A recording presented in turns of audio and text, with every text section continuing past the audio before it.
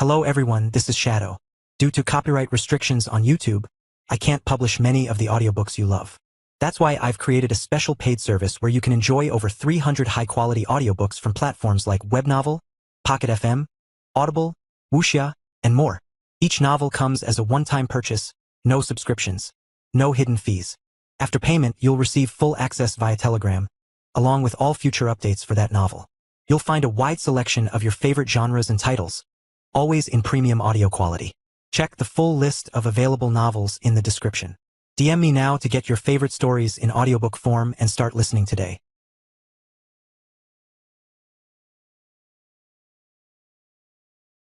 Chapter 970, Kara 1. While everyone else worked themselves to the bone, Kara floated in a pool full of chaos energy, watching them in a mirror made of pure energy. As far as rewards went, this one was pretty good. The energy was soaking into her body and doing something, but more importantly, she didn't have to do all that. It looked painful. Look at Carl, he was literally on fire and coated in ice at the same time while being electrocuted. They could miss her with that nonsense. Kara cupped her palms and drank a bit of the chaos pool, then sighed in relief at the cooling sensation. She really did make the best choice. Carl's mind had nearly gone blank as he stepped onto the 100th step of the temple, and suddenly everything stopped. Was this a safe spot? A moment to recover before going on again? A test of willpower to see if he would voluntarily continue now that he knew what was coming? Carl shook the lingering electricity from the fur of his beast form and then checked himself for lingering damage that might still be healing. It looked like it was all repaired now, so he stepped forward again and realized just how devious this rest stop was. The effect still doubled on the next step from what it had been, but now he had been given time to get used to not being under the effect. However, with the innate healing of his body, Carl was doing much better than the others. Tessa and Lotus had made it to the 30th step while Dana was at the 61st step, but she had to stop and rest every step so that her body could adjust. Carl trudged onward, hardly pausing at every step. He knew from experience that it was impossible to skip a step even if you were large enough to make it possible, so he simply kept a slow pace and focused on the feeling of his body being refined.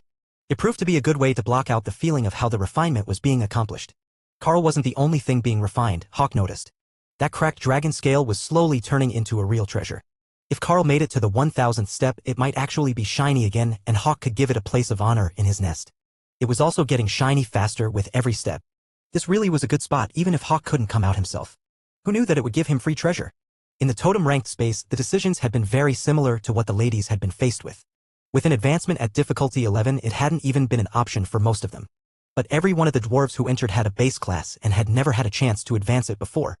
So, they had eagerly taken the opportunity, with only one mage choosing to take Carl's route and try to optimize his status, hoping that he would get an epic grade physique out of the deal. He was already an older man, so it would do him a lot more good than a new class right as he was getting ready to retire. Time was hard to judge inside the trial as the sun wasn't moving in the sky.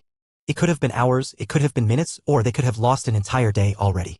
With the trial itself filling everyone's minds, the passage of time was the last thing on most of their minds, except for Dana, who was focused on making as much progress as she could. She had nearly wept tears of blood after she had passed the 100th step, but she was still moving and wondering how everyone else was doing.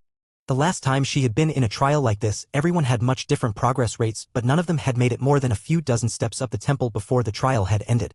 When Kara decided that it was time for a nap, Carl was at the 400th step and the trial had changed the game on him. The refining effects had basically ceased to bother him despite the increased intensity, but the trial had added hallucinations to the mix. Images of failure, tragedy, the worst moments of his life where weakness had overcome him. Then after a few steps they would switch to moments of pride, arrogance, tyranny where power had gone to his head. There weren't too many of those in Carl's life, he realized. They were repeating much more frequently than the moments of weakness. But he was still moving upwards with the beasts as his guides, even when he was nearly lost in the illusions. When Kara woke up from her nap, Carl was over 3/4 of the way up the side of the temple and Dana was past the 200th step. That was better than anyone else was doing, but all of the ladies were past the first rest stop. The mirror wouldn't let her watch the dwarves to see how they were doing, but there was plenty of entertainment watching everyone else struggle while she sipped liquid chaos straight from the pool. Just like the Chaos Dragon, it was both spicy and sweet, pleasant on the tongue, but without that uniquely dragon umami flavor. Honestly, Chaos Dragon tasted better than pure chaos, but Kara had no intentions of becoming a dragon herself, so she would take the slightly less satisfying drink while she waited to find out what she was going to be rewarded with. It had to be good with this much power available for the event. Dana might have cried if she could see how the Void Badger was simply relaxing in the pool of power instead of trying to actively take it in and improve herself. She had put everything into her efforts, even transformed into beast form when her human body began to fail her under the effects of the temple. On the other 3 sides, the clerics were also in beast form, with Lotus struggling to climb the steps in her tiny green dragon form but also unable to fly under the suppression of the temple. Ophelia was in dire bear form, using the logic that tiny steps were less daunting even if the change was the same no matter what form she was in. Unlike the others who healed faster in beast form, Ophelia would heal the same in both dire bear and war bear forms. So it was a primarily psychological advantage to the choice, not a physical necessity. Kara failed to notice the amount of liquid chaos that she had taken in like juice as she watched the spectacle. She didn't even register the passing of time as she decided to take a second nap and fast-forward the show. What she did notice was when the trial gave a 1-hour remaining warning while she was practicing her backstroke. Was there something she was supposed to be doing here? Probably not. The show was still on after all. 1 more hour and she would find out her reward. Chapter 971, Top Step. Carl stood at the top of the temple and looked down into the half-empty pool of black energy where Kara was napping peacefully, mumbling about loot and cupcakes in her sleep. Of all the things that he expected to find at the top of the temple, Kara was not one of them. It was clear that she hadn't taken any trials and she had been here the whole time, just watching. The pile of cloth bags that the kitchen staff kept the snacks in told him that much. Carl sent the empty bags back to the guild store inventory so they could be cleaned and reused, then placed his hand on the stone plinth at the top of the stairs he had arrived from. Congratulations. Maximum reward achieved. Calculating. Status optimized. Adjusting interface. Carl wasn't sure what that was about, but suddenly there was a wealth of new information available in his system interface, including icons for his group members, which were all currently in a yellow status. Physique optimized. Epic grade physique active. Upgrading. KSB's Constitution Tier 2 active.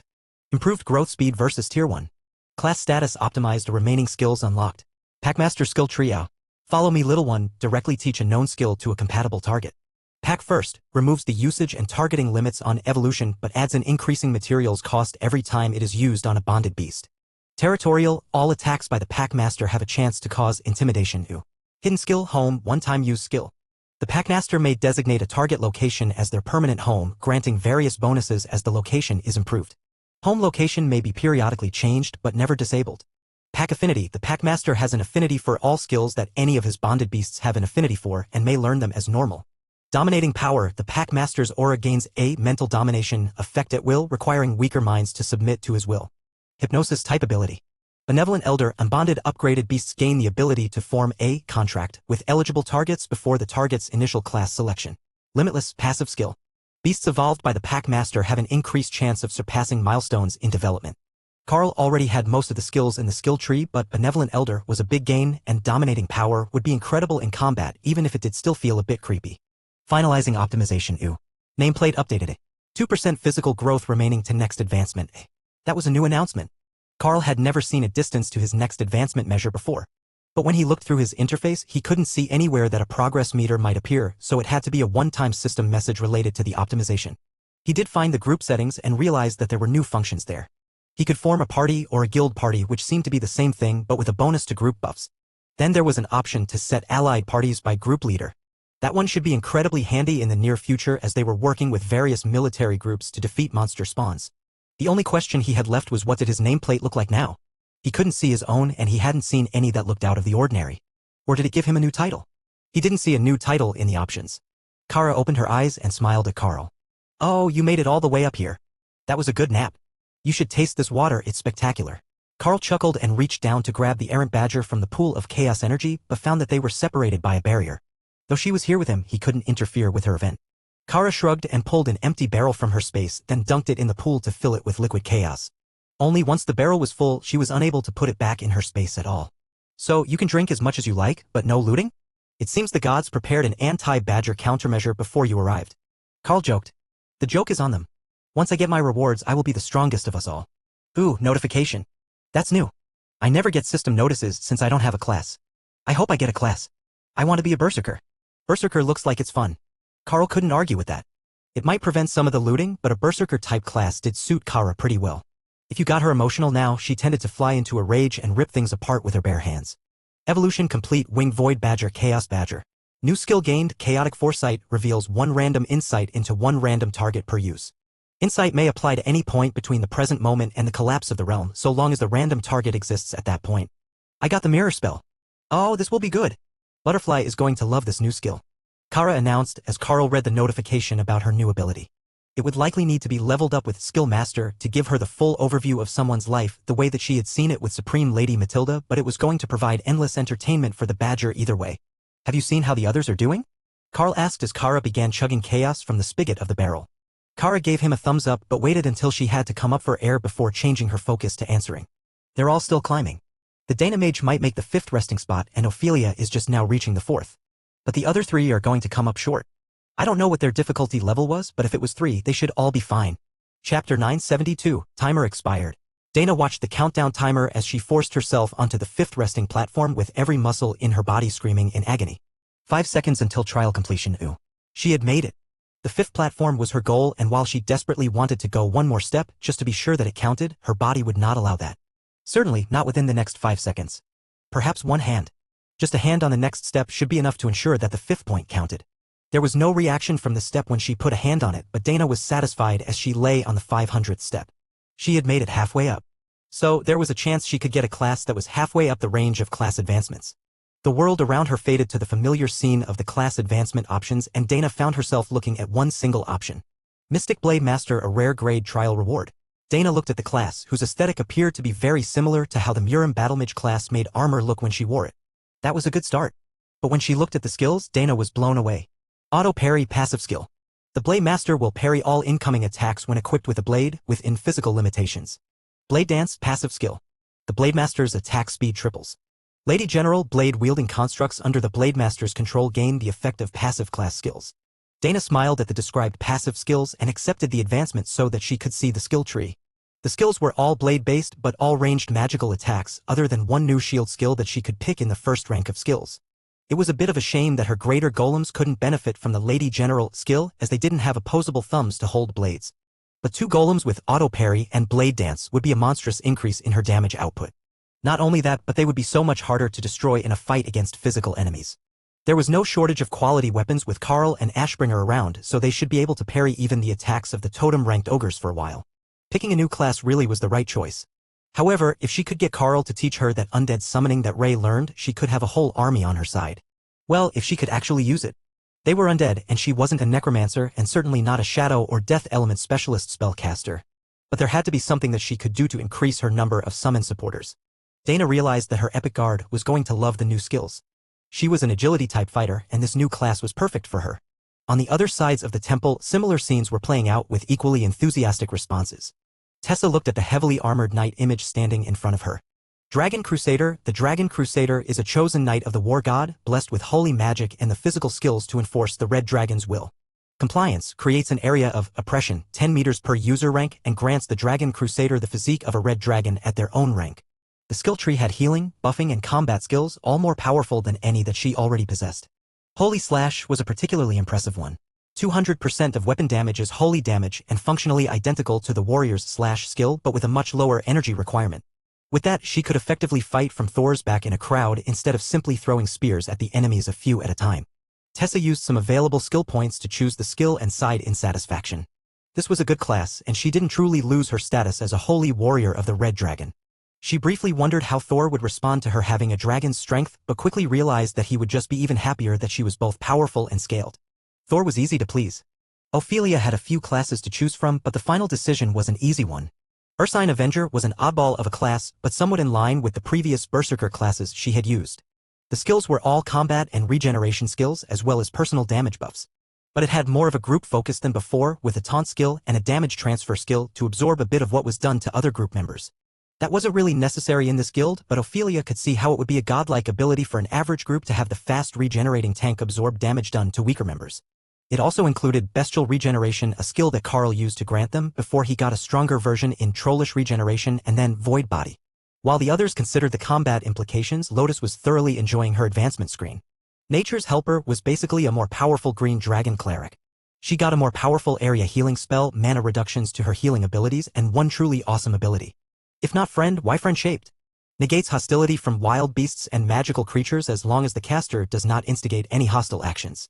This was quite simply the best class ever. There were some other skills, like an even more advanced food creation spell, better plant growth abilities, incubation to protect pregnant beasts and fertilized eggs, but that all paled in comparison to a spell that let her hug all the fluffy things. Though, when she thought about it, she used less mana and regenerated more now. She could do all sorts of extra things while she was in Tree of Life form and not just focus on sending the healing birds to the most wounded. That would be great. She could do something like grow vine beds under her branches so the wounded had places to rest. She could be her own mobile triage center. Further down the Overlord-ranked temple, forgotten by Carl and Kara in the excitement of their completion, Naksha smiled as she saw the new class advancement. Junior Reaper Cleric class. Black Dragon exclusive. Class skill, Reclamation, increases all death element damage done by 50% and reduces healing received by the target of death element attacks by 50% for 10 minutes. That would make it nearly impossible to resurrect her enemies unless the effect was cleansed first.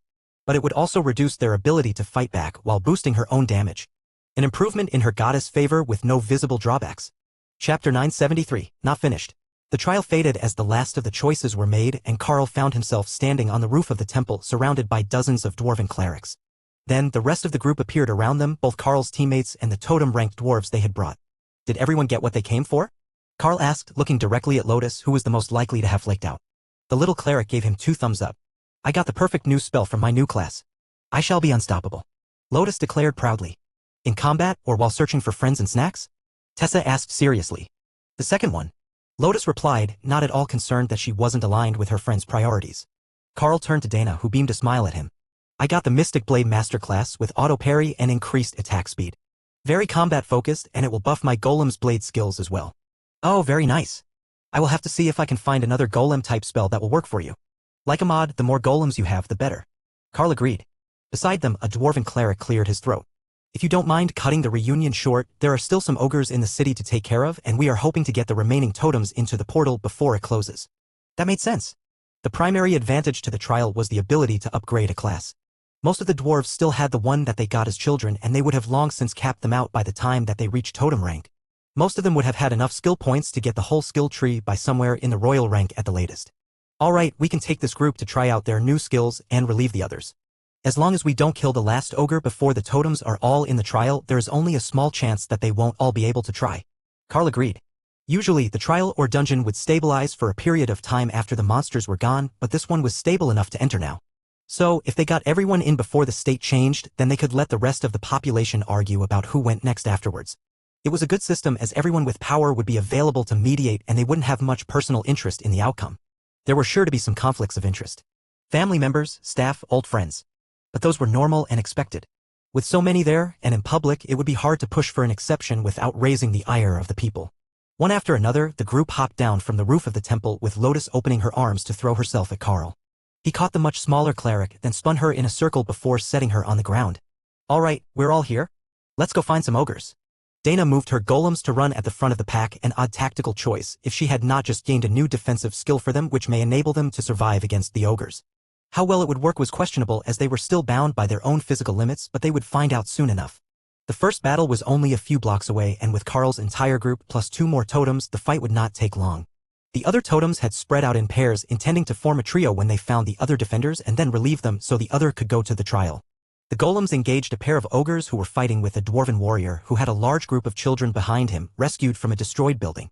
Steel rang against hardwood as the golems parried the first attacks, marking the longest that they had survived against a totem-ranked threat so far. Warrior, take the children to the temple. There is a trial there, and you need to enter it as soon as possible. Carl instructed as the other dwarves ran up behind them, cursing their short legs. The newly arrived pair of totem-ranked warriors nodded, and the rescued warrior left immediately with his young charges. Carl took out the Blade of Champions and the Haint Claw and charged one of the ogres. Dana, have your golems tag-team the other, see how they do. He instructed.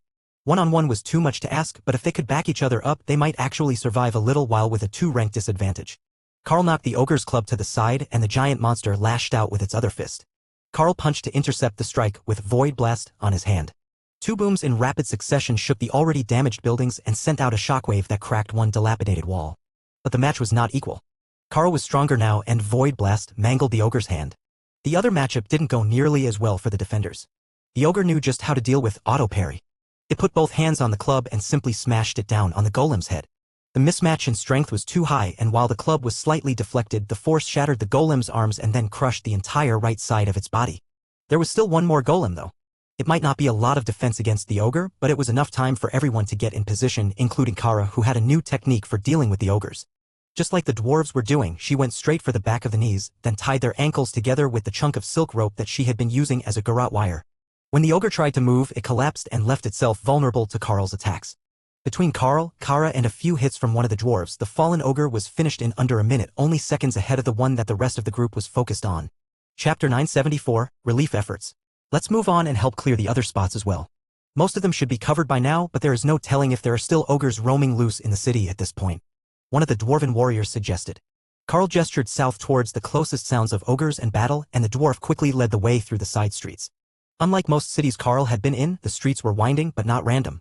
They were designed as defensive fortifications, so there were deliberate dead ends and the roads all bent around the central circle, so it was easier to sneak up on invaders if you knew the layout of the city and started at the middle.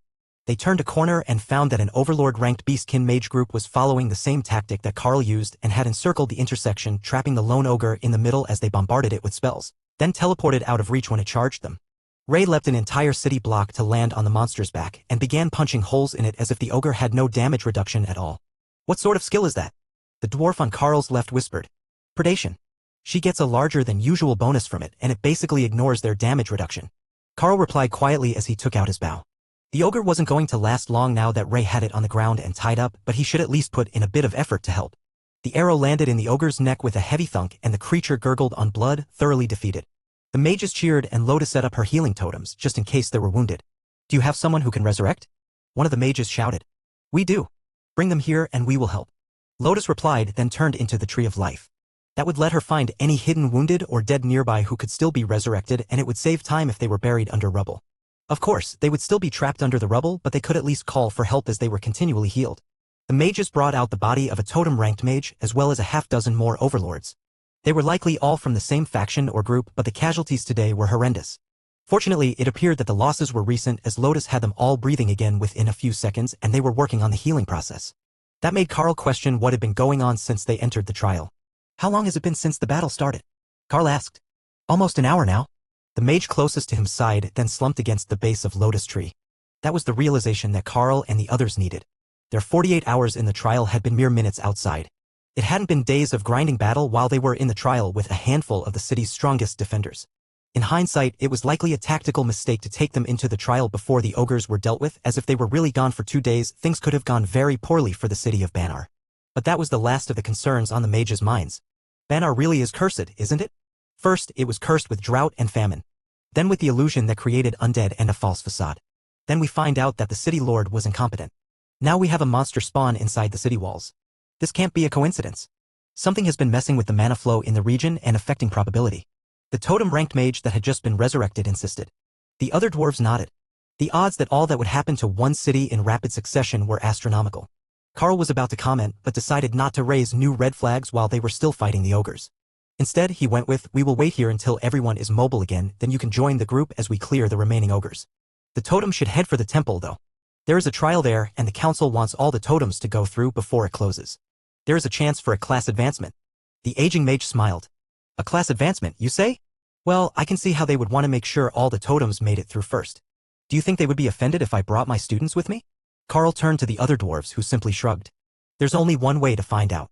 Go ahead, there is safety in numbers even if they make the overlords wait until the totems have gone through. The dwarven warrior insisted. Carl was fairly sure he was on the council as well, but at the moment he wasn't really concerned with making decisions that could easily be countermanded when the group reached the portal. Carl gestured to another group and Lotus transformed back to her natural form. Good luck, try not to get clubbed on your way there. Just go straight to the temple, we have groups out hunting the remaining ogres. Lotus instructed. Once they came back with improved classes, they would be more powerful and more capable, so it was better not to delay. The next ogre already had a pair of reinforcements, and it was nearly dead by the time that Ray Shadow stepped over to deliver the coup de grace. The dwarves nodded in thanks and joined the growing army of totems moving through the city at a run, looking for leftover ogres. Turn right. There is a wounded one hiding. Hawk instructed. This way. One escaped from a fight, and it's trying to lie low. Our flying scout found it. The group turned to find one heavily wounded ogre and a trail of blood leading off toward the wall. The dwarves dealt with the wounded one as soon as they arrived, and Carl led the way down the trail of blood to see what was at the other end. It might be a wounded totem, or there might be more ogres fleeing from battle. Chapter 975, An Emerging Artist. Carl frowned in confusion as he saw the scene at the city walls. Ray, were you already here? Ray walked over to admire the work, then transformed into her humanoid form. They've got great taste, but this isn't my work. I left one like this on the east wall, maybe they're copying me. She replied as she inspected the ogre corpses pinned to the wall with large metal spikes. There were 2 bloody spikes with no corpse attached, marking the spot where the ogre had escaped from. Sloppy, not making sure they were secure. I know the smell though. It's a vampire, likely a system user with earth and shadow magic. Ray explained. There just isn't any good news today, is there? The dwarven warrior sighed. Ray shrugged. Maybe it's on your side? The mere thought of that made the dwarves laugh. The undead were never on anyone's side but Lord Bomgan's. There were no native undead clans in the region, they had long since been eliminated, so any undead that you found here were all invaders. Lotus sniffed the air. There is only ogre blood here, though. I can see the damage from the fight, but there is no vampire blood. The dwarves frowned. So, whatever vampire did this managed to do it without suffering any wounds? Lotus shrugged, but Ray had an idea. They might be the sort that regenerates and pulls their blood back in. I have a skill like that to empower myself with blood. They might have just cleaned up some of their mess. The dwarves turned to each other and shrugged. Well, let's go look for living ogres. The faster we find them all, the faster we can get back to the tavern to celebrate. However, the sounds of fighting were dying down all over the city, and Hawk's updates mostly covered ogres being engaged by multiple pairs of dwarven totems. There were now more capable overlord and totem-ranked defenders than ogres, and the fights that remained were on the far side of the city. So, Carl's mission turned to rescue. As they passed by the damaged buildings, everyone listened carefully for anyone who might be trapped or wounded, and Lotus kept her healing totems active at all times just in case they needed a little help to make their presence known. She could also feel the condition of everyone that they healed, but so far, none of them were in critical condition. The spell covered a city block on either side of their route, but the actual destruction was more limited in scale. The ogres had mostly been engaged near where they had appeared unless they chased a group of civilians. So, entire blocks were destroyed, and then for dozens of blocks around them, there was little to no damage. The remaining durability of the dwarven stone structures was quite impressive. Carl had expected the aftermath of the battles to cause more destruction than one city block at a time. The dwarves led them through the city, searching for damaged sections and making notes of what parts of the city were in the worst shape, in need of immediate repairs. That data would all be added to the battle damage, as the entire city would need renovation after this. Realistically, it would make more sense for this to be a historical site, not an active city, but dwarves loved places with loads of history. The state of the city is even worse than I remember it. With the illusion in place, nobody was doing the essential repairs and maintenance. This could be the end for the city, at least the above-ground portions. The underground and tunnels weren't part of the spell, so they're all still in good shape, but I'm not sure that anyone but the dwarves would want to live down there. Can you imagine a whole city of subterranean beastkin? One of the dwarves joked. Kara shrugged from her spot on Carl's shoulder. Oh, right? Some of them share the genes of burrowing animals, don't they?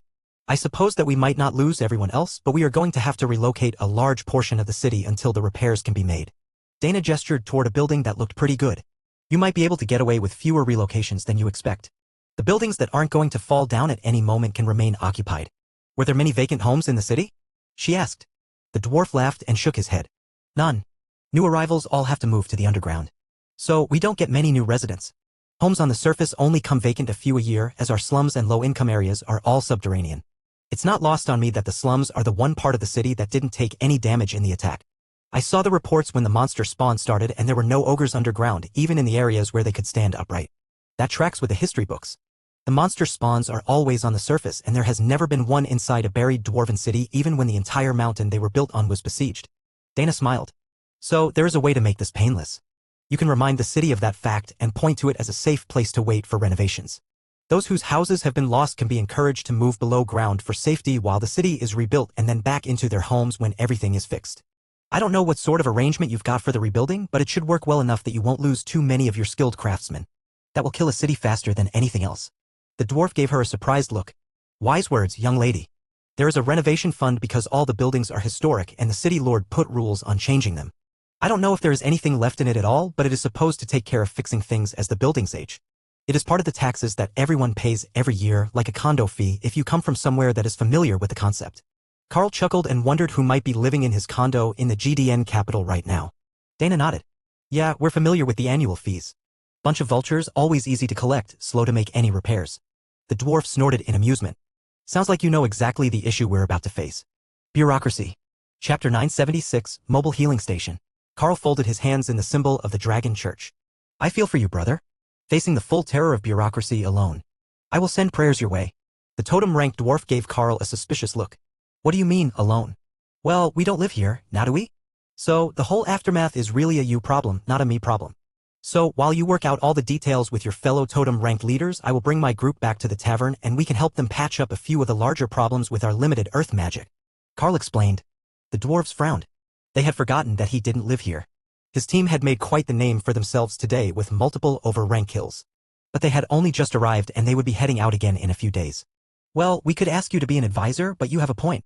A combat specialist isn't likely to be necessary for a policy meeting. No matter how little we want to go. The dwarf agreed with a slight sigh. Carl shook hands with the totems and they all went their own way to look after their own affairs.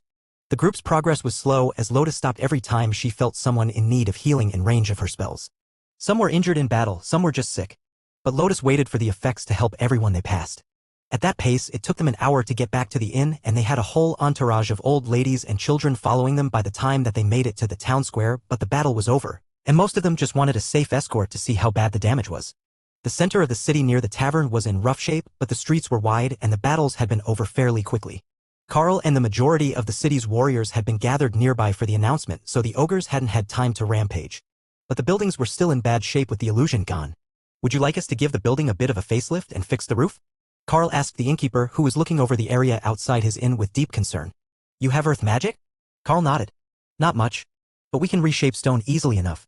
That will eliminate the cracks and crumbling bits. The whole place is made of stone, so a bit of revitalization is all that it will take. After all, you already did the inside. The building would end up a few centimeters thinner in the walls when they were done repairing that much damage, but they were most of a meter thick now.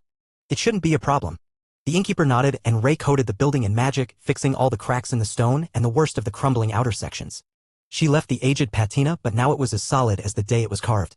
The dwarf smiled as he ran his hand over the building. That is perfect. Not as pretty as it appeared before, but now it doesn't feel like it might fall apart. Then he paused. If only it was still a meter thick. Ray's confused look made Carl laugh. Dwarves are sensitive to stone. He can tell the difference between a meter of stone and 99 centimeters of stone over his head. It's like a painting that has been hung slightly crooked.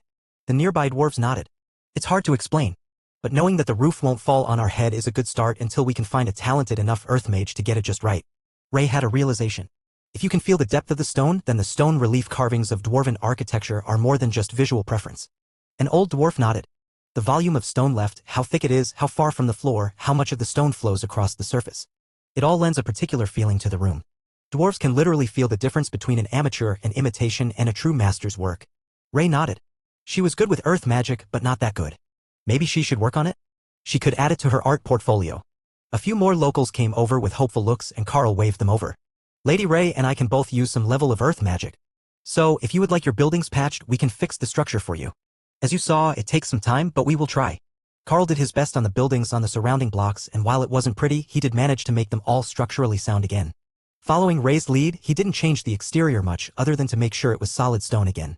But that was becoming the aesthetic of the city now, as involuntary as it might have been. Every dwarf with enough magic was doing the same thing, just patching buildings to make them solid instead of spending the hundreds of hours it would take to make them perfect. However, his instincts for stone were a bit better than Ray's and he adjusted the walls to be 98 centimeters. That left enough stone that the roof could be returned to 100 so that the just slightly wrong feeling faded. He took a break for dinner and returned to the inn where most of the group was waiting for him.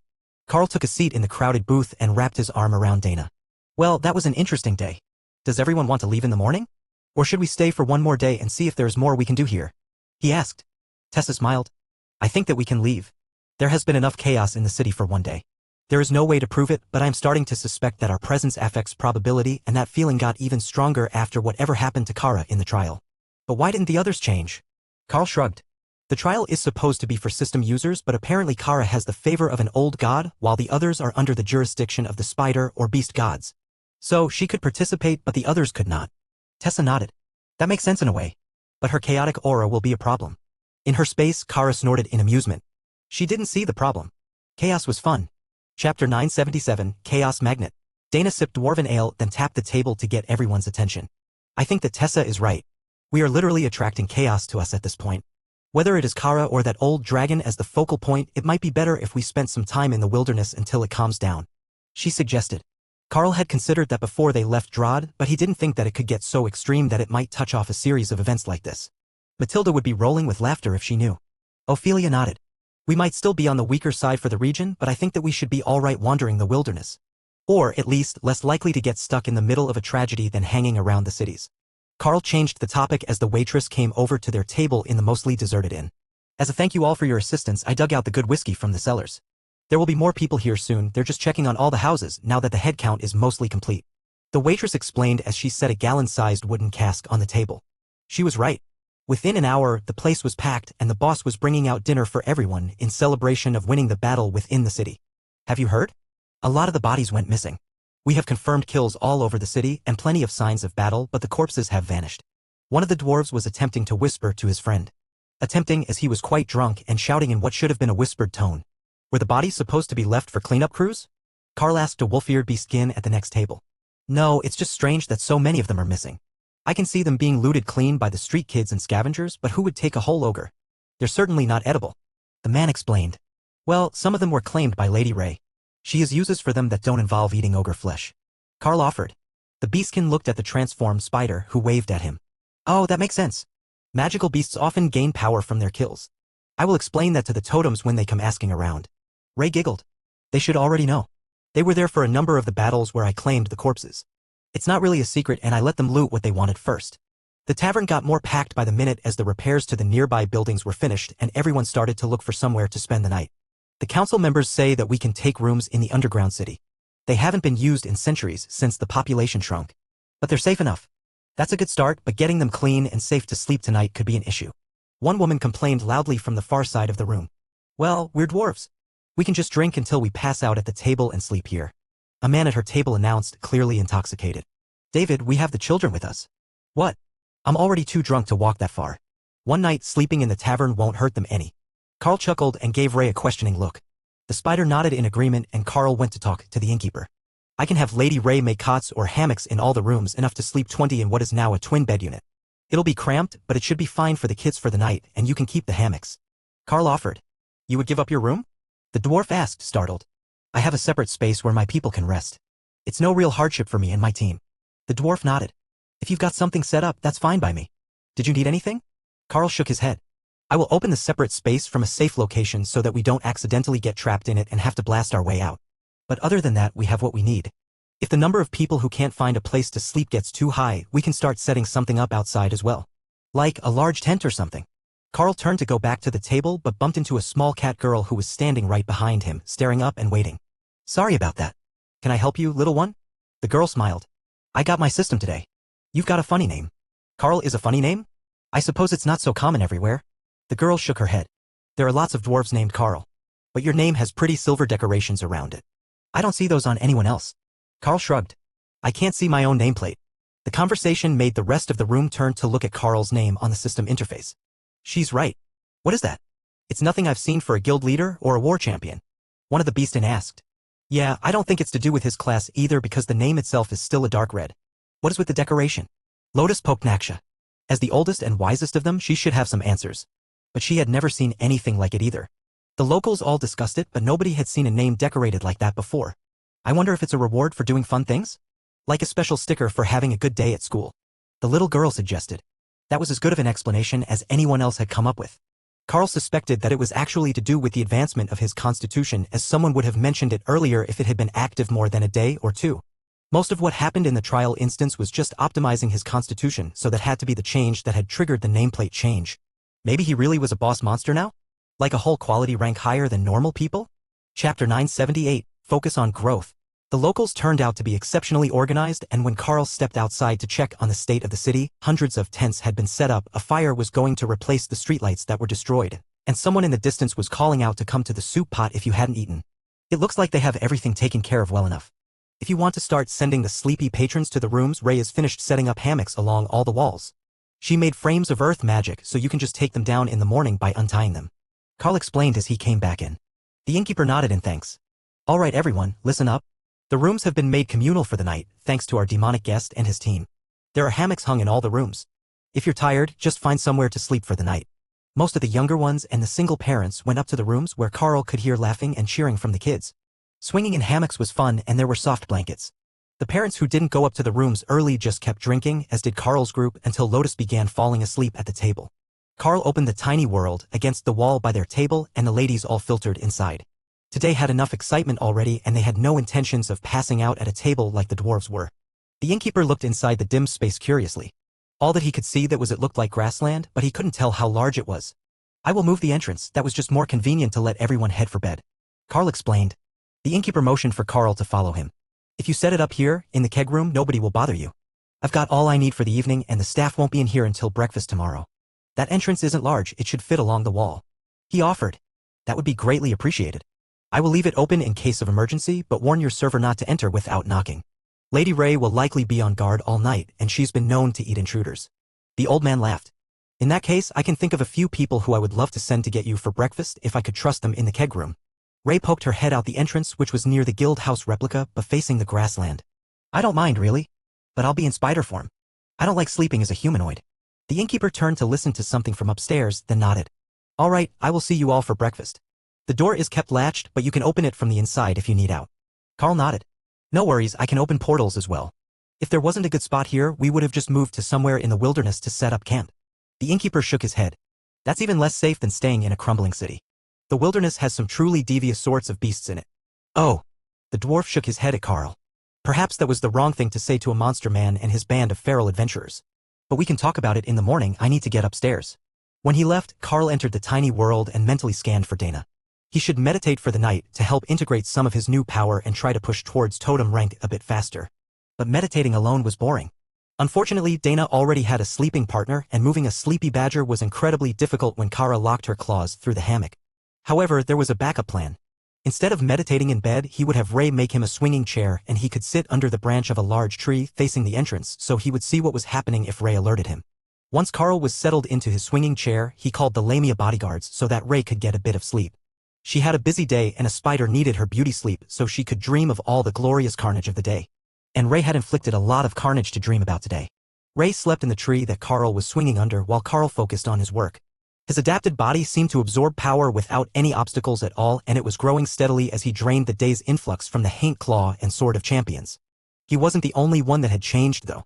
Carl could feel the beginnings of a separate will in the Haint Claw, which was technically a sapling of a full-grown Haint. Most likely, it was supposed to take decades or centuries to grow into a fully sentient weapon like Leafa.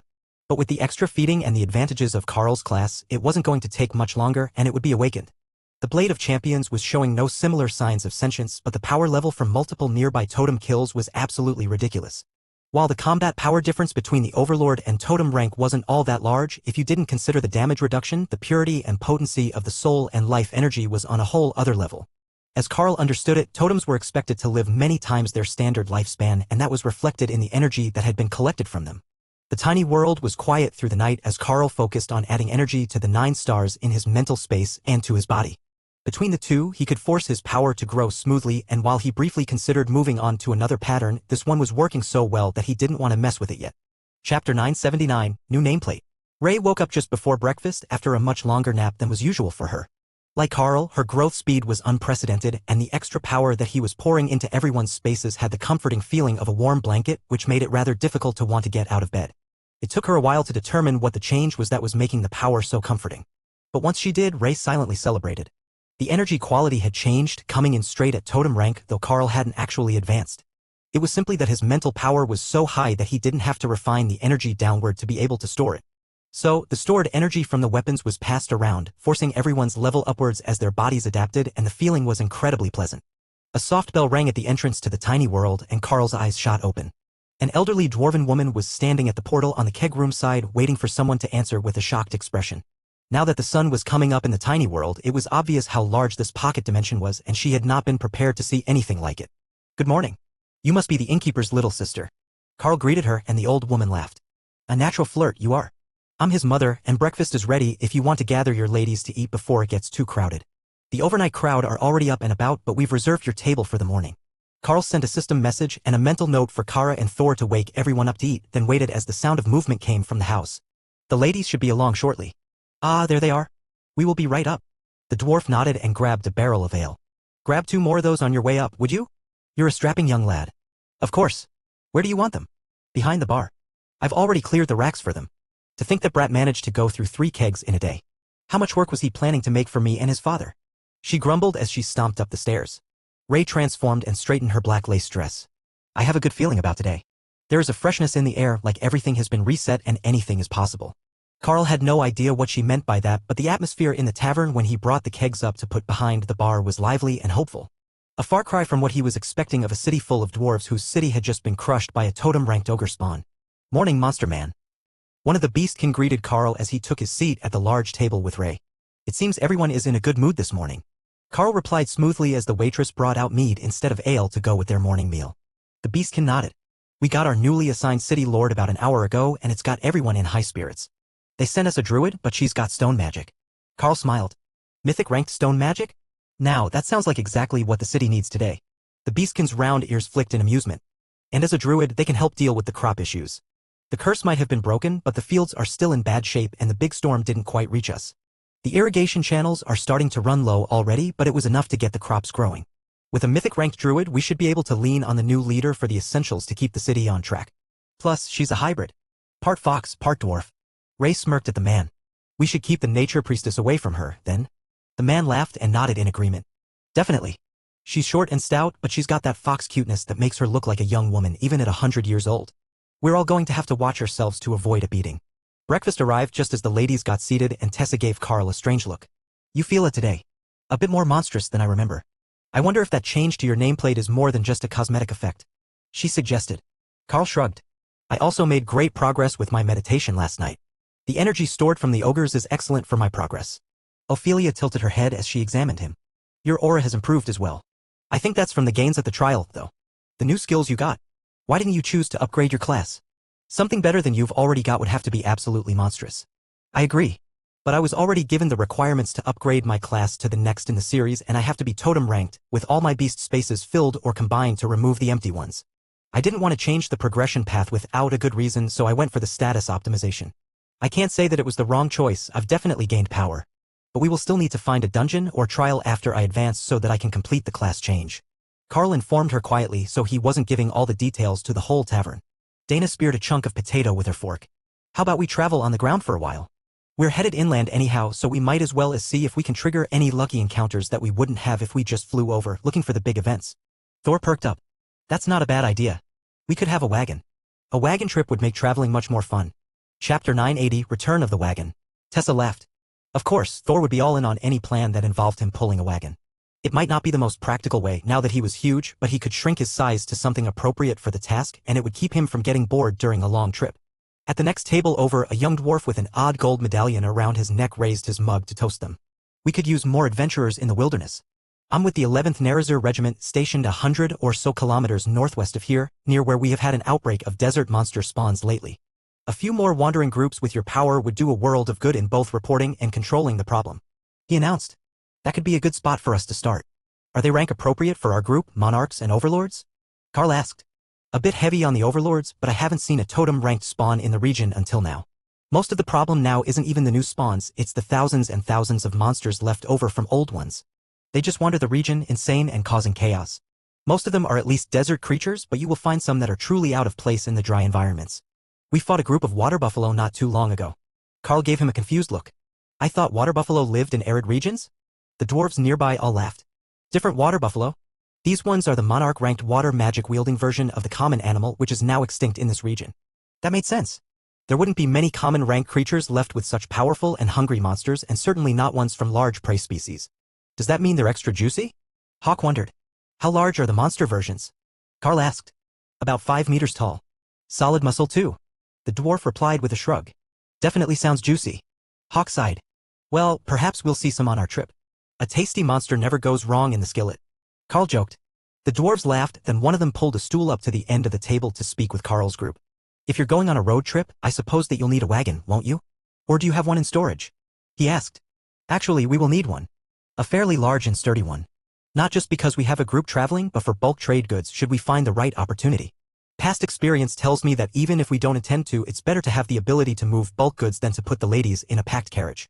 We have often used a farmer's cart in the past with a hoop canvas cover. Carl explained. The dwarf nodded. I have one like that in my shop's yard. The traders and farmers hate to wait when a wagon gets destroyed by monsters, so I keep some inventory. If you want to swing by on the way out of town, I can get you set up. I recall that you have a few large beasts in your group, so you should have something to pull it, yes. Thor nodded enthusiastically. We are certainly not short on beasts to pull the wagon. The dwarf finished his ale, then stood and straightened his beard. I will be cleaning up the shop. The front room took some damage, but I'm right at the north gates if you want to stop in. The wagons weren't damaged at all. Carl shook his hand and saw that the team was all ready to leave already. We will accompany you.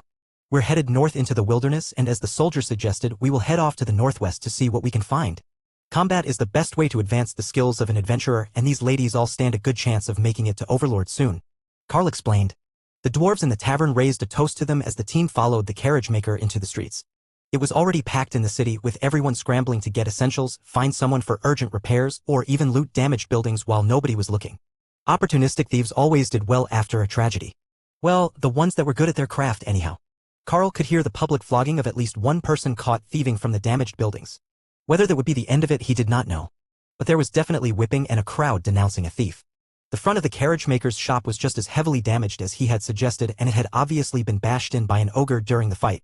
However, the blocks had been roughly refit, with only a few open chunks where stone had been crushed to powder.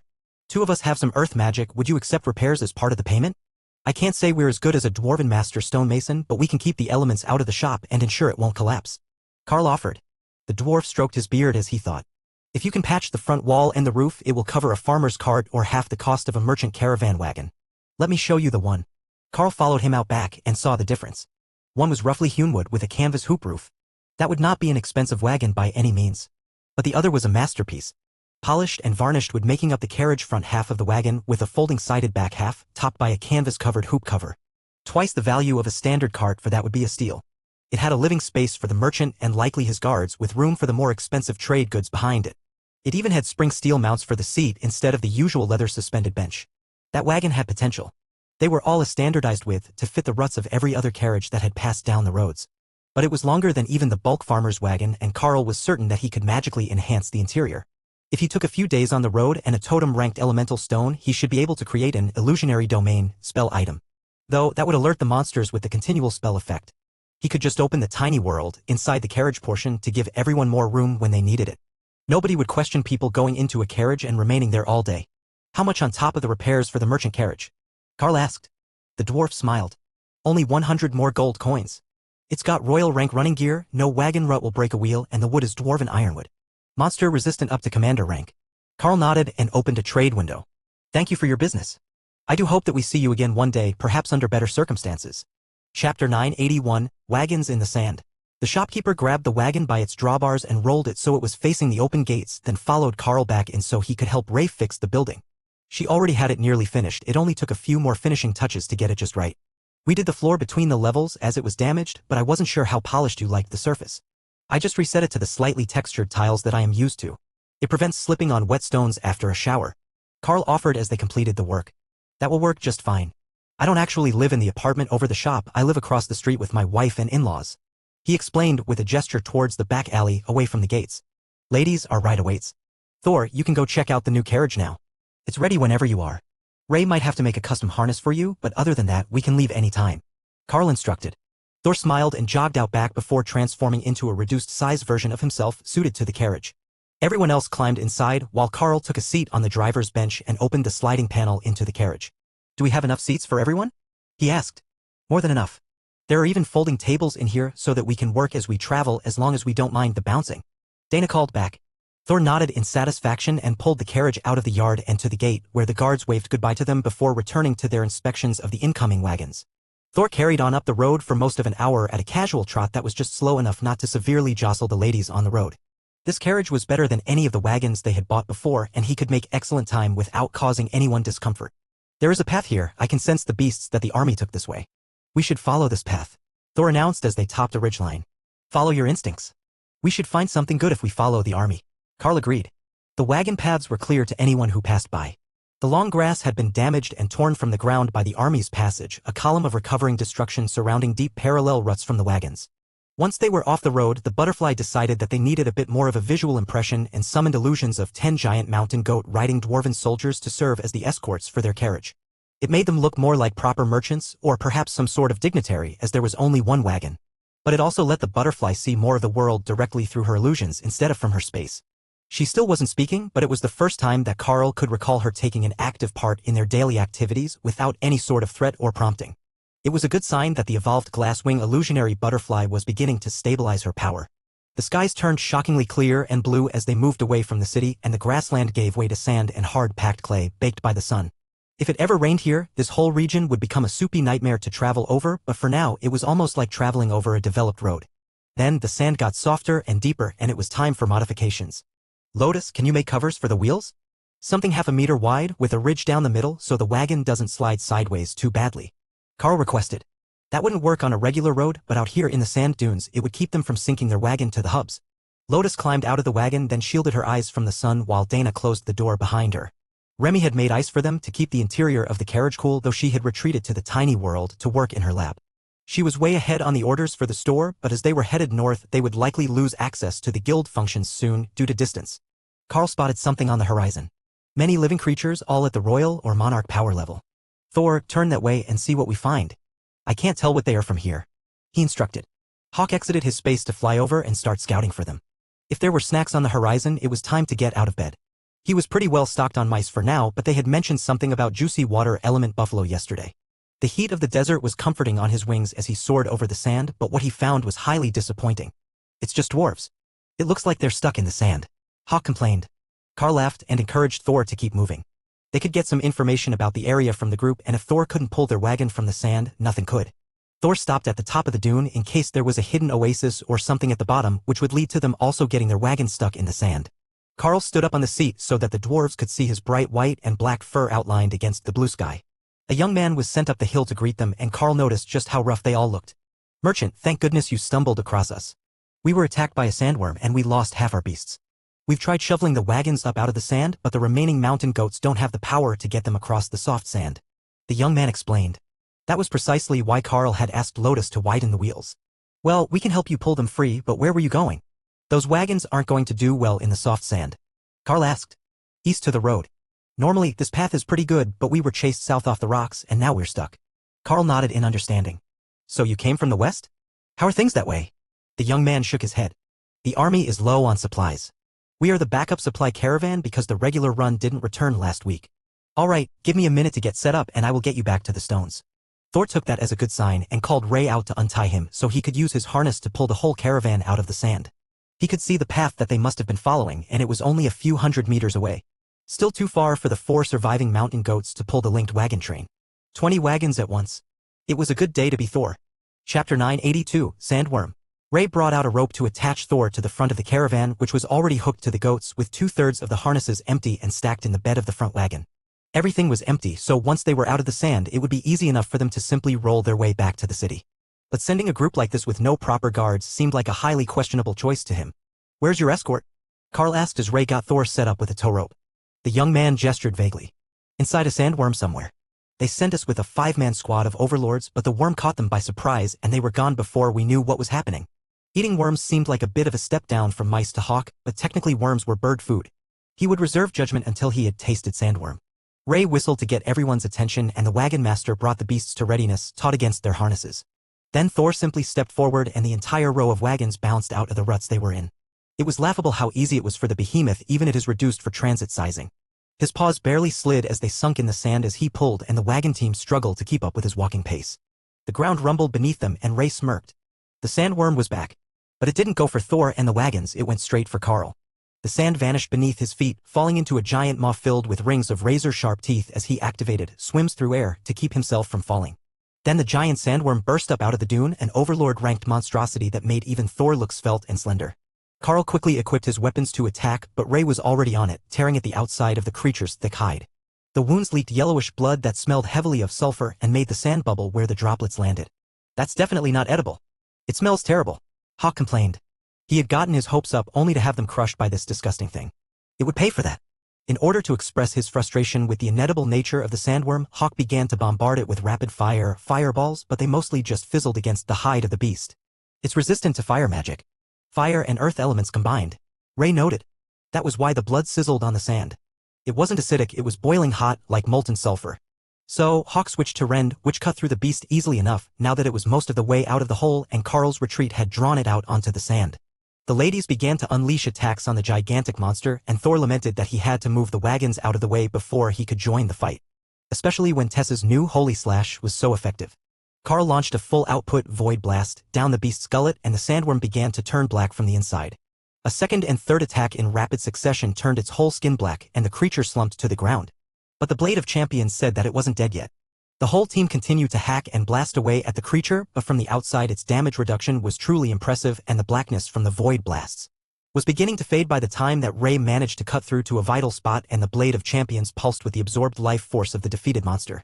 The young dwarf who had been standing near Carl stood up out of the sand and dusted himself off with a reverent look on his face. I can't believe that your team took that thing out so easily. An overlord-ranked sandworm is a menace and it usually causes at least a few casualties before even a full army unit can take it out. He gushed. Carl laughed. Most dwarves can't fly, so when it bursts up from under them I can see how they would end up swallowed into that nasty maw. Fortunately for me, I didn't have to fight with those rows of teeth and I could fight from the outside. The dwarf shook off his fear and straightened his uniform. Thank you. That thing's trap would have gotten us for sure if a less powerful rescue team had come for us. But now I need to get to the wagons before they run away without me. Carl laughed as he realized that was actually incredibly likely. The moment that Thor was unhooked from their wagon train, they were going to take off as fast as the remaining beasts could take them, and most of the supply team were strapping up their boots for a long run, intending to make the load as light as possible, or even help them pull. Ray untied Thor, and sure enough, as soon as the round of thankful praise was over, the wagons were moving, leaving some of the slower preparing dwarves to chase after them. Fortunately, the convoy moved slower than a dwarf's running speed, so it wasn't impossible to catch up, just tiring. The incident did give Carl and the others one important bit of information, though. They were now aware of the route that the army had used to acquire supplies, so they could follow something close to it and most likely find the problem areas with little difficulty. Driving over the sand was not only smoother but faster, as Thor didn't have any problem walking on soft ground and Lotus had modified their wagon wheels for them. Plus, driving near the ridgeline of the dunes also gave them much more visibility and might help pull hidden monsters out of the sand for Ray to play with. Chapter 983, Thor in the Sun. The afternoon sun in the desert was blistering hot and the dry wind had picked up, turning the whole region into a crude facsimile of a blast furnace. Carl considered calling a stop so that they could rest in the cooled shelter of the carriage, but Thor was loving the heat and sun on his scales. To the Sarrow-turned behemoth, this was as good as a spa day. He was even singing to himself a warbling bugle of happiness as he trotted along the sand. Only when the sun started to go down did Carl instruct him to pull into a relatively sheltered spot for the evening so they could rest. Once it was dark, Ray would take over the watch, and until she was ready for her evening duties, the Lamia bodyguards would keep watch. Their species also liked the heat and weren't as inclined to wetlands as the Naga were. The Naga, Remy included, did fine in the heat. But the sand irritated them on a deeply personal level. Do you think it was so quiet today because of the sandworm? Normally any wilderness area at least has some roaming monsters. Lotus asked as they sat down for dinner. Carl nodded. That sounds likely. That thing was huge, so it would have a big appetite. Once we're out of its territory, we should start seeing more monsters. Maybe we will find a desert cat. Tessa burst into laughter. Don't encourage her. Now that she has a class skill to make animals not run away from her, she's definitely going to go after the first fluffy thing that she sees. Carl shrugged. I do still have one more beast space open. The power level out here is supposed to be the highest we have seen so far, so we might luck out and find another sibling. Ray tapped the table. I will have you know we have standards. We're not taking in just any fluffy creature. Yeah, it has to be fluffy and powerful. Kara agreed. And we need a brother. We can't just let the sisters overwhelm us like this. Hawk added. Oh, we should find one with healing skills. An extra healer would be good now that the lotus tree keeps getting stuck in one spot. Thor added through the mental link. Dana poked Carl. You're talking to everyone in your head again. Carl shrugged. They're discussing what sort of sibling they want next. There isn't a consensus yet. But they have some standards. Ray nodded in agreement. We need to find something that is preferably totem ranked as an infant. That way it can grow up to be mythic and we can all follow its lead. Dana smiled. You think that we're going to find a totem ranked infant here? And how do you propose that we get it away from its mother? Ray smirked. Let me worry about that part. First we need to find one. Lotus was riveted to the conversation. Totem ranked infant? Does that mean we get a dragon? Another dragon, I mean. Naksha laughed. I suspect that there would be severe fallout if Carl stole a baby dragon. Well, left with a baby dragon. Because I can guarantee that the hatchling would likely agree to follow us just to see what happened. Baby dragons are curious like that. Lotus nodded in agreement. She had a baby divine green dragon staring through her eyes all the time and giving her fun advice. They were definitely curious. Ophelia looked between Thor and Ray. I don't even know what sort of new friend you would need. The group can already do nearly everything that they need to, and your regeneration speed is insane. If anything, you need a second voice of reason, so someone is there to give good advice while Thor is asleep. Ray giggled and stuck out her tongue at the berserker. I give good advice? She insisted. Ophelia just stared at the spider and Ray shrugged. Well, I enjoy my advice. Everyone but Carl and Dana moved to the tiny world to sleep while they took the folding bed in the carriage with Ray incorporeal on the roof. They were going to leave as well, but then there would be no bait to lure in monsters during the night, and that seemed much too dull for Ray's liking. Thor was up and ready to move before it was fully light outside, so Ray got him hooked up and the Lamia took the guard spots on the side runners of the carriage, the way that the Naga bodyguards did when they were playing merchant. Because the carriage was moving, Tessa made breakfast in the tiny world and brought food out to Carl, who was pretending to drive the wagon. Thanks. It looks like the speculation was right. Now that we're further from the sandworm's territory, there are plenty of monsters in the distance. Nothing that has tried to approach us so far, but I can see them every once in a while between the dunes. Carl greeted the war cleric as she came to sit beside him. Anything dangerous? She asked. Nothing yet. There are some scorpions off to the north of us, about a half-kilometer. Then there is a lone royal rank monster off to the south, but I couldn't make out what it was. Tessa looked at the rising sun and sighed.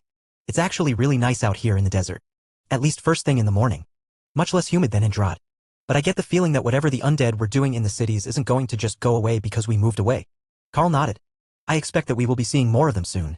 The monster spawn felt like the start of something. Like it was just the opening act to something much larger, or a side effect of whatever else was going on. I think that it might be possible that the system stones everyone has been looking for might be similar to the ones we found back home. Stuck in a trial instance or a time warp where they fade in and out. It would explain why things have gotten so strange here and why Lord Bomgan has been sending troops. Tessa frowned. Like how monster spawns intensified around areas where dungeons and other major trials formed. You might be onto something. Not something good, but something important. Chapter 984, Found the Nerazir. The two sat in silence for a moment, then Tessa's eyes suddenly shone red and she stood up on the ledge in front of the seat. There is a battle ahead. Thor, can you move faster without disrupting the carriage? She demanded. Thor snorted and moved from a casual walk to a trot. In the soft sand, the carriage was still gliding fairly smoothly, and Thor increased his speed a bit more until the wheels began to slide on the sand instead of rolling smoothly. It took a few minutes before they got close enough that Carl could sense the battle, but Hawk had flown up to scout. Dwarves and beastkin on one side. I don't know what the other things are, but they don't look tasty. Hawk updated. That didn't help much, but as they approached, Carl noticed something very strange. The army was clearly fighting what looked like a monster spawn, centered around an anomaly 10 kilometers from the battle, but the monsters they were fighting were all undead. Not species that would normally be seen as undead and not zombies. Just undead versions of strange monsters that weren't native to any region that Carl had visited before. That was unusual, but Carl assumed that the spawns could include undead. He didn't see any reason why not. However, Tessa had reacted to the battle, which meant there was more to it than a monster spawn. Those were random and the enemies were insane and untargeted. That wasn't even close to the definition of a war. If the Red Dragon noticed this battle, it had been orchestrated between two intelligent powers. Having a war cleric along in a situation like this was better than any other early warning system, as anyone could tell you that there was an enemy there. But Tessa's reaction could tell you that they were a targeted force by a hostile nation intended as a military force. Carl instructed the Lamia to get the others so they were all ready when they approached the battle. If nothing else, Hawk could confirm that the power level of the combatants was mostly at or below Overlord rank. That was perfect for their group even if they didn't have any sort of vested interest in whom the winner would be. Thor slowed on the final downhill portion of the dunes and then took the carriage into the tiny world as soon as the ladies got out. A tall beast-in man waved at Carl from the back lines. Adventurer, are you here to assist? He called. Might as well, as we are here. What is the situation? Don't get too close, I'm in zombie quarantine. Bloody undead turned an entire Scorpino spawn into undead. Now we've got to clean them up, but nobody can find the bastard who started this mess. He explained. That would explain why it alerted Tessa. This really wasn't a spawn of undead, it was a bioweapon attack. All right. There is a chance they might be in the anomaly on the far side of the battle. Do you want us to fight alongside your troops or go to the flank and take some pressure off? Carl asked. The soldier thought about it for a moment. We're right in the middle of the fight. Might as well just pick a weakened spot and join them. Nobody will mistake you for the enemy. That was true. The undead were some sort of hybrid mix of a giant scorpion and a locust. The proportions were all off and unnatural, but the powerful rear legs let them leap dozens of meters at a time to land in close combat, where they could attack with powerful front limbs and a deadly rear stinger. Those would make terrible siblings. They're not even cute. Kara noted as she came out to join the fight. Lotus transformed near the triage center where they had arrived and set up her totems scattered through the triage group so she didn't break their quarantine. Carl gave the Haint Claw to the Epic Guard and took out his bow. It would take out more of the creatures at once than any melee attack. The Gabbalese army was in bad shape with most of the fighters infected already. Every scratch spread the undead curse and it was nearly impossible not to get at least a little wounded when fighting an enemy like this who could launch themselves into the battle lines and ignore the shield walls. Who are you? A dwarf in gilded armor asked as Carl joined the archers. Carl, from Drod. We came to hunt monster spawns and it seems you have found one. I've got healers at the back. The dwarf nodded, then smiled as Carl used a large-scale void blast explosion to clear out a patch of enemies that were staring at the archers a bit too intently. I recommend that you have the line split. The behemoth is going to charge right through them if they don't. Carl warned. The archery division's leader turned to watch where Thor and Tessa were preparing for battle after Tessa buffed the front lines. The dwarf blew a series of short blasts on a horn trumpet and the line parted just enough to let Thor through. The undead saw that as a chance, but with Bulwark active, the pair simply smashed through the bodies of the undead while consecrated ground burned everything that tried to attack their flanks. The holy light of Tessa's attacks and Thor's defensive zone were a shining beacon in the middle of the fight, and the undead began to back away, causing them to cluster more tightly. Tighter groups made life easier for Carl and the archers, while Dana was flying directly over the duo with her golems now helping protect Thor from attack. Then Carl saw the strangest sight. Lotus had discarded her Tree of Life transformation and she was riding Ophelia's enormous dire bear form into battle with healing totems strapped to the berserker's back. I think she was jealous of Tessa, Hawk noted as he bombarded the undead. Remy began to prepare Apocalypse as she watched them charge. Definitely. Look how happy she is. I don't think I've ever seen Lotus that happy in battle before, the Naga Queen agreed. Today's Apocalypse was light on the flaming blizzard so that the army could see to fight. But Remy increased the number of meteors in the spell to compensate. They crashed down into the hellstorm vortexes that Hawk had created in advance, and the army began to celebrate. Does nobody use large area spells? Carl asked the archery group's leader as the soldiers pushed forward. Why don't you just use army-sized spells instead of infantry tactics? The dwarf replied sarcastically. Don't you think that we would if we could?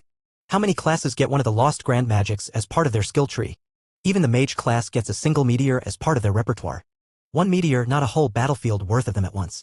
Asking us to just coat an entire battlefield in hellfire and meteor strikes is like asking for a death dragon to show up to cheer us on. Carl laughed and pointed to the sky where Naksha was flying with Hawk, keeping her distance as she used shadow magic to disintegrate the undead without interfering with the area spells. Smartass. Chapter 985, Scorpino Spawn. The battlefield was quickly clearing under the effect of Remy's bombardment, and Carl could feel the massive amount of mana that she was drawing flowing from her space as energy from the mental formation Carl had built circulated to help balance the drain. The energy flow was still much higher than what Carl could cover, but she wouldn't need to keep it up for long. However, compared to how things were before the White Dragon had shown him the trick to improving the single dragon scale focal point into an actual array, it wasn't nearly as lopsided. Carl's mana regeneration was actually getting closer to being able to keep up with the sort of destruction that Remy could cause in a large battle. Carl was a bit distracted with the mana flow issues, and he nearly missed one of the undead insects flying his way. Instinctively, he responded when it was meters away, launching himself upward and punching with his empty hand. With a disturbingly wet crunching noise, the creature simply shattered under his fist, and Carl hastily extended Ghostfire out around him to keep the aftermath from infecting the nearby soldiers. 10 out of 10 good hit. Kara laughed as the viscera splattered far beyond Carl's hasty barrier, and the soldiers cursed. Haha, very funny. Remy, can you put some healing totems next to me? Remy created the totems, which cleansed the soldiers with the first pulse, but they were still filthy and shocked by the mess that Carl had managed to make with a single bare-handed strike. What sort of skill was that? The archery team leader asked. A passive combo that I have. Shatter and crushing blows. They add damage to bare-handed strikes and blunt weapons. It might be a bit too effective. Carl replied in an apologetic tone. The dwarf took off his helmet to rub his temples. I swear, cat demons are allergic to common sense. Carl shrugged. Maybe they were. But he wasn't a cat demon. Across the battlefield, the back row of monsters began to explode, and the dwarves turned to give Carl suspicious looks. Hey, that time it wasn't me. Besides, those ones aren't close enough to splash on anyone, so no harm done. Carl argued. Incorporeal at the back of the battle, Ray laughed hysterically. Blood destruction worked beautifully on these things. Carl continued to fire arrows into the insectoid undead, but as he advanced in front of the rest of the archers, he noticed that they were retreating from him in a semicircle. Now, he did have damaging area effects available, but not at that distance. I think you managed to scare the insanity out of the undead. Thor joked as he plowed through their ranks with Bulwark in a wedge in front of him. That might be an overstatement, but the undead were definitely retreating from Carl. They were also losing numbers fast, and the army was pushing forward as Remy pulled back the effects of Apocalypse. Heavily wounded, the undead insects were being quickly overwhelmed, forcing the area spells to end. But in only minutes, the swarm was surrounded and the last remnants of the threat were being herded into the encirclement by Thor and Tessa with Bulwark. Boss, I think you should send a team into that anomaly to see what it is. Sometimes they begin to destabilize once the spawn is gone. Carl reminded the archer group's leader who had come to fight near him. Already on it. We've sent 4 dungeon teams that way. He explained. Above them, Hawk glowed with power as he prepared to finish the battle with purgatory flames. He was behind in the kill count again, but he could even those odds quickly at the end of the battle. The massive fireball slammed into the hapless group of undead, who nearly all turned to ash the instant the spell hit them. All that was left was a small ring of insects around the outside where they were fighting the team and the army who he didn't want to hit with the spell. Still a few hundred short. You waited too long, brother. Remy calculated. Close enough. Hawk replied, satisfied that he had come close. These things weren't even edible, he was only barely interested in them. Fighting inedible enemies was boring when they weren't a water element creature. Everyone advance. Surround the anomaly. The army unit's leader, a totem-ranked beastkin warrior, ordered as the battle ended. Carl's group hung back to let them do their thing, but the totem motioned for Carl to join him. Overlord Carl, it's a pleasure to meet you. I am Axel, leader of the 11th Nerazir Regiment. I have reports from the teams that we sent in that the anomaly is empty, everything has been pulled out already. However, they found traces of Bombgan agents, including spell circles created by a totem-ranked necromancer. If you're going to keep traveling the wilderness, you need to be careful. He warned. Carl shook the man's hand. Well met, General Axel. After the recent incidents in Banar, it was already clear that the Bombgan army had spies in the region, but a totem-ranked necromancer this far inland is a bad omen. Is there anything else around here that might have drawn them? The general shook his head. Unless you head east back to the road and follow it, there are no towns through the middle of the nation until you get nearly to the coast. There are a few small villages and isolated farms, but nothing large and permanent enough to mark on a regular map. If you keep going northwest, you'll run into the 7th Nerazir. They're a larger regiment than we are, with a couple of thousand dwarven cavalry among their ranks. But after that there is a whole lot of nothing to see. However, the land can be unpredictable. The desert ends in a few days' walk near where the men of the 7th Regiment are stationed. Then you've got grassland and swamp ahead, depending on how close you get to the rivers. Carl nodded. All right. We've come here on behalf of the Black Dragon to deal with some of the excess monsters that are wandering the continent. I don't think the terrain matters much as long as we can find them and thin the numbers some. General Axel smiled. In that case, you definitely want to go find the 7th Regiment. They're doing the same thing while we hunt for new spawns to keep the numbers down closer to the cities. If the 7th doesn't need help, then the 10th Nerazir should be doing the same somewhere to our west. Hello everyone, this is Shadow. Due to copyright restrictions on YouTube, I can't publish many of the audiobooks you love. That's why I've created a special paid service where you can enjoy over 300 high-quality audiobooks from platforms like Webnovel, Pocket FM, Audible, Wuxia, and more. Each novel comes as a one-time purchase, no subscriptions, no hidden fees. After payment, you'll receive full access via Telegram, along with all future updates for that novel. You'll find a wide selection of your favorite genres and titles, always in premium audio quality. Check the full list of available novels in the description. DM me now to get your favorite stories in audiobook form and start listening today.